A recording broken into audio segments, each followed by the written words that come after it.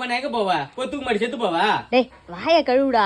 உங்க அப்பா பைபாஸ் ரோட்ல தர்பூசணி கடை போட்டுக்கிறான்டா சின்னப்பையா. ஒரு கஸ்டமர் கூட வரமாட்டாங்களாண்டா அடிக்கிற வெயிலுக்கு. அதான் நீ கடை முன்னாடி நின்னுக்குன்னு எங்க கடை உள்ள வாங்க எங்க கடை உள்ள வாங்கன்னு கையை காமிடா சின்னப்பையா. டிஃப்ரெண்டா ஏதோ நின்னுக்குதுன்னு கஸ்டமர் எல்லாம் வருவாங்க தெரியுமா?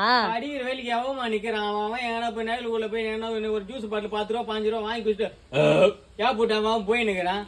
உனக்கு உட்காந்து மரத்தனையில உட்காந்து தின்னு நிக்கிறான் அவனுக்கு ஒண்ணு. டேய் இதுக்கெல்லாம் சோம்பேறித்தனை பட்டுதான் 4-5 வருஷம் கழிச்சு தொப்பையை தள்ளின்னு ஹாஸ்பிட்டல் போய் படுத்துக்கின்னு தேவையில்லாத பிரச்சனைலாம் வரும். பாட்டில் ஜூஸ்லாம் குடிக்க கூடாதுடா சின்ன பையா.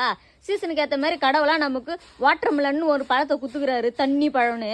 அழகா அதை எடுத்து தின்னு உடம்புல தண்ணி சத்து குறைய ஏத்தினே இருக்கணுமா? அப்படிலாம் நீ பேசணும்டா. என்னடா உனக்கு ஒண்ணும் தெரிய மாட்டுது. 2 வேலை பெருசுதான் இருக்குதும்மா நீட்டு 10 ரூபாய்ன்றையாவும் வாங்குவான். இது குடிச்சா உடம்புல நிறைய ரத்தம் வரும். ஒரு பாக்கெட் ரத்தத்துக்கு சமம் ஒரு பீஸ் சாப்பிட்டா அப்படின்லாம் சொல்லுடா. சும்மா சொல்லுவோம் என்ன நீயா அப்படின்னு கேட்டா கஸ்டமர் நம்ப தேவல. நீ நம்பு முதல்ல. போடா எங்க கடை உள்ள வாங்க எங்க கடை உள்ள வாங்க டைலாக். அப்படி இல்ல பாசமா எங்க கடை உள்ள வாங்க எங்க கடை உள்ள வாங்க. சூப்பரா சின்ன பையா.